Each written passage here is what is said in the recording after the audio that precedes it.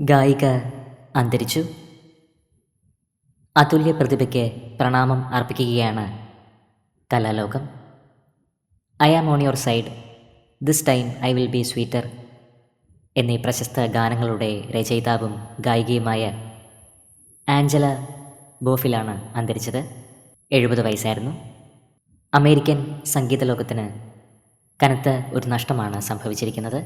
Manhattan school of മ്യൂസിക്കിൽ നിന്ന് സംഗീതത്തിൽ ബിരുദം സ്വന്തമാക്കിയ ആഞ്ചല കോറസ് ഗായികയായിട്ടാണ് സംഗീത ജീവിതം ആരംഭിച്ചത്. 1978 വിനോദരംഗത്ത് തൻ്റേതായ ഒരിടം കണ്ടെത്തി. ഗാനരചനയിലും ആലാപനത്തിലും ഒരുപോലെ തിളങ്ങിയ കലാകാരിയായിരുന്നു ആഞ്ചല. പ്രിയ ഗായികയുടെ ആരാധകർക്ക് ഈ അപ്രതീക്ഷിത വേർപാട് വിശ്വസിക്കുവാൻ കഴിഞ്ഞിട്ടില്ല. 70 വയസ്സിലാണ് ആഞ്ചല അന്തരിച്ചത്.